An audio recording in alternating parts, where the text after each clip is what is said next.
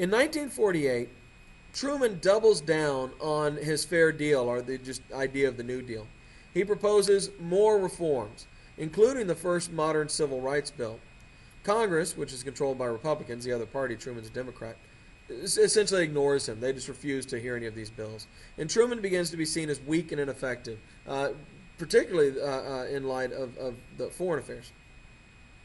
The talk is that Truman is no FDR. FDR was a great man, but Truman just can't fill his shoes. At the Democratic National Convention, the mayor of Minneapolis, Hubert Humphrey, proposes a civil rights plank be inserted into the Democratic Party platform. A very powerful civil rights plank, actually. And Southern Democrats walk out of the convention. And now we have a split Democratic Party.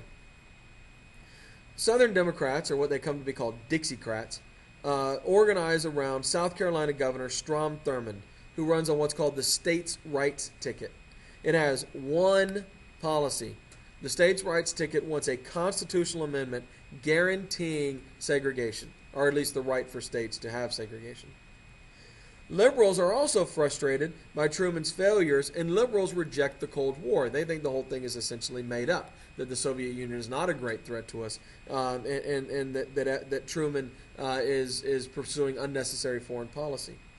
And they support Henry Wallace. Now, Henry Wallace had been FDR's vice president from 36 to 1944, but Roosevelt had dumped him in favor of Harry Truman.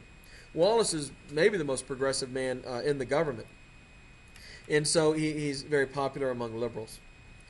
So now we have 4 candidates running. We almost have a 5th when conservatives and Cold War supporting Democrats create the Americans for Democratic Action and try to get Dwight D. Eisenhower, the great World War II general, to run as their candidate, but Eisenhower declines. The Republicans nominate Thomas E. Dewey, the New York governor. Again, he had lost the last election.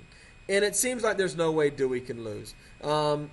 Everybody agrees that Truman has no real chance. His party is split 3 ways.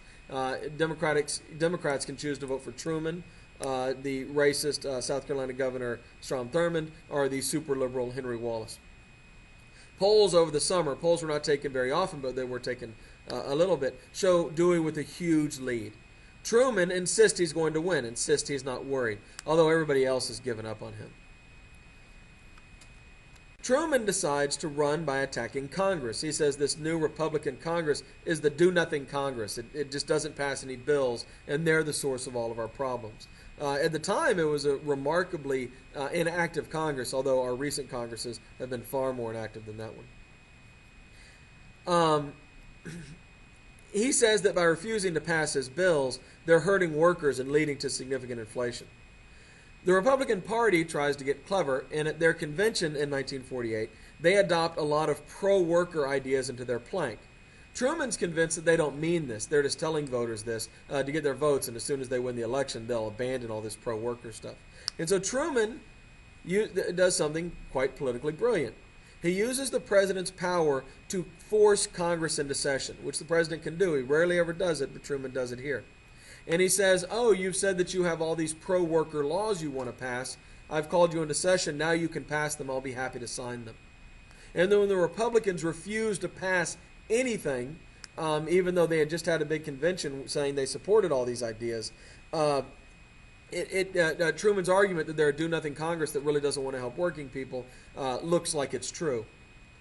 And on the day of the election, the assumption is that Truman can't win, but he shocks everyone by not only winning, but winning fairly easily. He beats Dewey by 4.5% and wins, 114 more electoral votes. The Chicago Tribune had been so confident that Dewey would win, the Tribune is a conservative paper, that they had printed the headline before the results were in. And so we get this wonderful picture here of Harry Truman at his victory celebration holding up his Dewey Defeats Truman newspaper from Chicago. It's not just Truman that wins either. The Democrats take both houses back. But there's trouble for the Democrats in this election. If you look there at the South, you'll notice that Strom Thurmond wins 4 southern states. And those Dixiecrats will become a restless element of the Democratic Party in the elections to come. Democrat Truman has won the presidency in 1948. And the Congress is also controlled by Democrats. But the Democrats in Congress are significantly to the right of Truman. So even though one party controls Congress and the presidency, Truman simply can't get anything he wants. What Truman does get is this. He gets the minimum wage increased all the way to 75 cents, which once you adjust for inflation is higher, something close to what it is today. He gets Social Security increased by 75% and adds 10 million new people to Social Security. His National Housing Act of 1949 builds 810,000 units of public housing. He gets long-term rent subsidies for the poor. He loses on national health care insurance, aid to students going to college, federal aid for college. And he also loses, fascinatingly, on the polio vaccine. The polio vaccine. We've developed a vaccine that will cure polio. And Truman says the government should administer this to every child in the country. His opponents call this communism. They say giving away the vaccine for free is what they would do in the Soviet Union, so we can't do that. And they force children, or parents of children, to pay for the polio vaccine. A civil rights bill is passed making lynching a federal crime, which is extremely important. It's proposed. It's extremely important because if it's a local crime, if it's a state crime, you could have, a racist judge, a racist jury, racist cops, or whatever. But it's a federal crime that goes to federal court. We can hopefully get around that. It would also protect voting rights for African Americans, which Democrats like because African Americans vote for Democrats, and end poll taxes. Finally, it would create an early version of what we think of today as the Equal Employment Opportunity Commission that ensures fairness in hiring practices. It has enough votes to pass, but Southern Democrats filibuster the bill, those Dixiecrats, of course, who are racist. Truman does, however, make government employment colorblind so that you can't use race as a factor in determining who to hire in the government.